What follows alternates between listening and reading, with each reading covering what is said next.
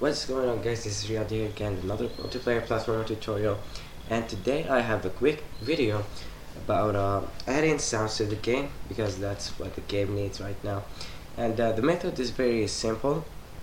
I'm just going, well, first of all, I have added some sounds here, like this one for spawning.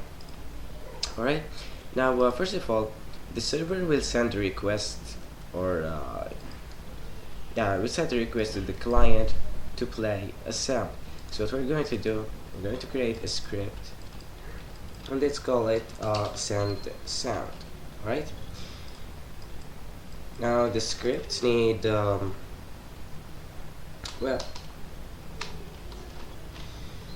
first we need the socket, okay, the sound ID,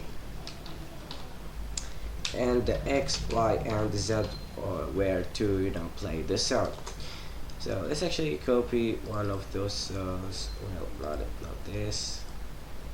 Let's copy one of this. Okay, and we're gonna make another constant, and let's call it sound.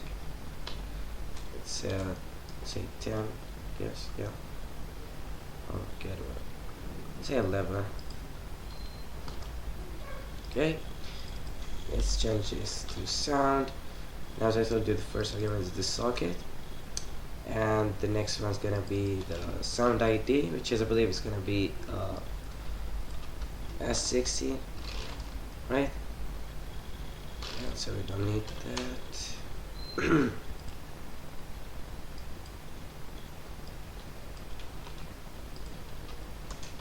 And this is gonna be the X, the Y, and the Z. Well, let's change this to S60. Alright.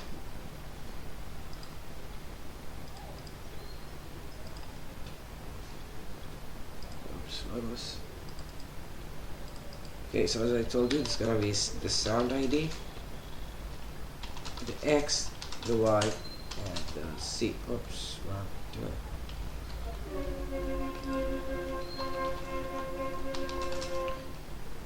God.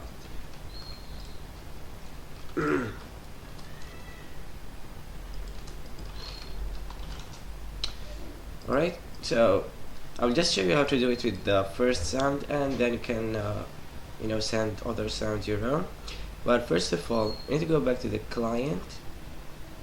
Where is it? Right here. So we need to set the position for the sound listener first. So I'm going to the draw event. Well, remember that the player had an ID.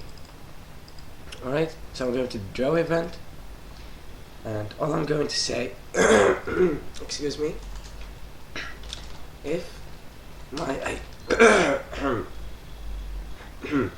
really sorry guys, if my ID equals the ID of this player, which is ID, then audio listener position, audio, okay, it's gonna be X, X, Y, Y, and 0. Alright, so this is the audio listener position. Else we're going to set the listener the middle of the room, right? Room width divided by 2,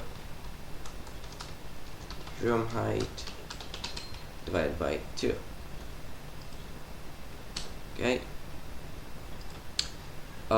Yeah. So now I'm going to well, I'm just going to send the spawn effect, and then you can figure out how to do to send other sound. So I'm going to the receive data script, and when a player spawn, when you create a player, so where is it? I think we can do it inside this one. It's gonna be fine, I guess. Yeah. So we're going to send this request to all the sockets. So send sound. Now the socket's gonna be SO, right? Sound ID will be spawn. The X, Y, and Z. Well, Z is equal to 0. The X is this one's spawner X, so this is where we spawn the player. Okay, and yeah, so that's all. Now what we need to do is go to the main script here, or main folder, and I'm going to create another script called play sound. Alright, play sound. Well, this needs a sound ID X, Y, and Z. Alright, so we're going to see first the sound argument 0.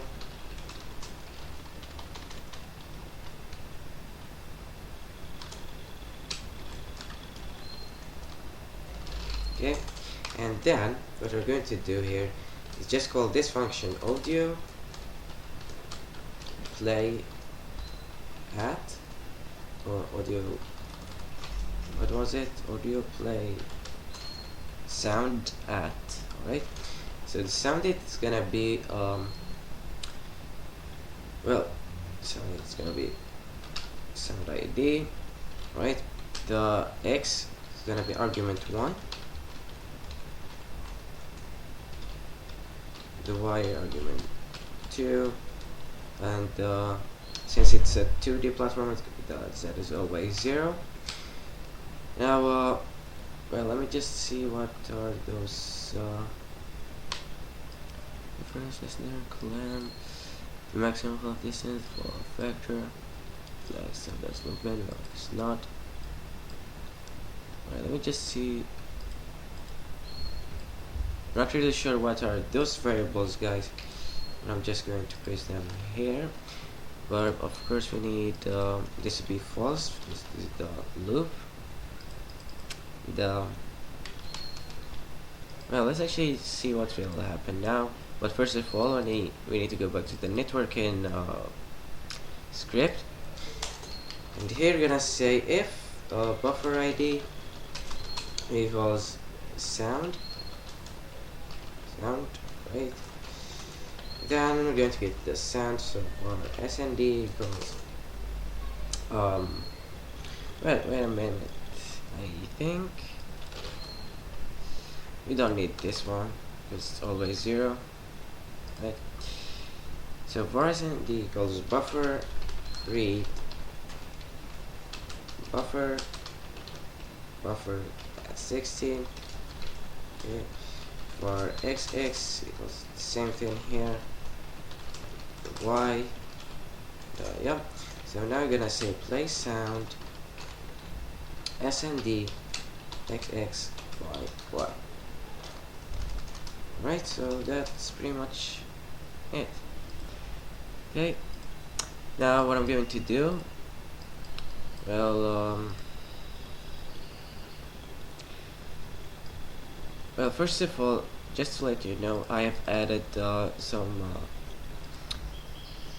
blocks to the game here, and I figured out that we have some problems with the monsters, but I'm going to fix them right now. Hopefully you have enough time. Yeah, that's cool.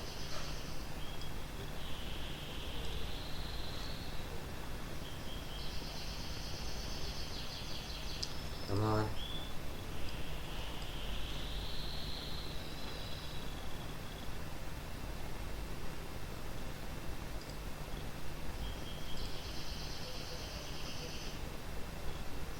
Oops, what's that?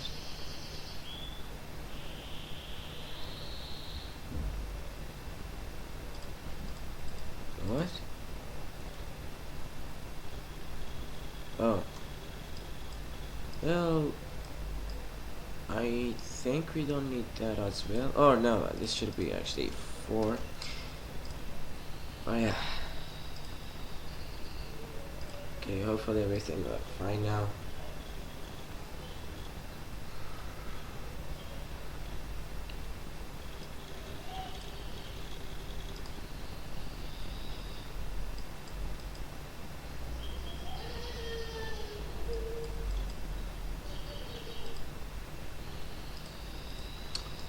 god. Well, okay.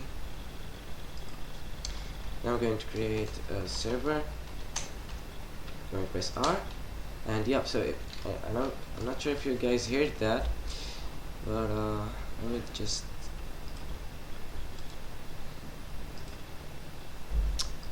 So this is the sound. Now I'm going to let the monsters kill me, and I'm going to press R again to make sure that everything's working fine. Now when we press R, you should see a sound wave here, and yeah. So the sounds are working fine, but what I want to do here is that I want to fix this problem with the monster. Okay, so see here, he will, you know, kinda he's still chasing us, but what we wanna do is go back to the AI script and in the monster move. So you see this chase target. So the target is alive, and also, oh, wait a minute, and also the absolute value of target.y minus y is actually less than, let's say, 8 or something. Yeah, it's gonna be fine. Else we're just going to I think move 3.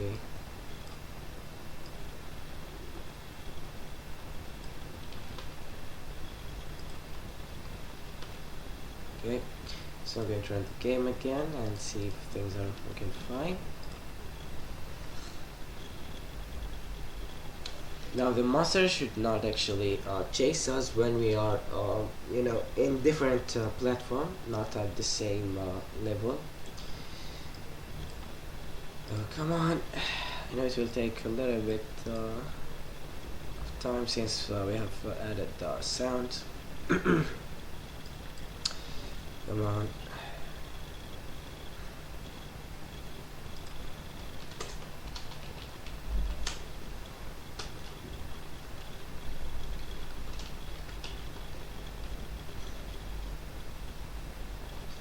Well, let me just make sure by going here. Yep.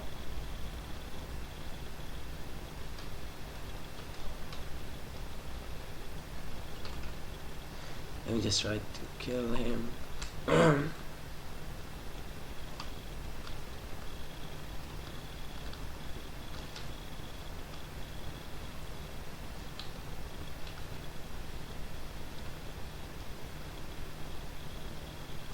Okay, so now it's whoa. Now it's working fine. And one thing you need to know is actually I have increased the player jump speed a little bit, so it was actually 8, I've set it to 10, so that he can actually reach this platform, because when the jump speed is less than that, he cannot actually jump to you know, this platform right here. And yeah, so that was all for today, guys. I hope you liked the video. Don't forget to like or subscribe, and I'll see you in the next video.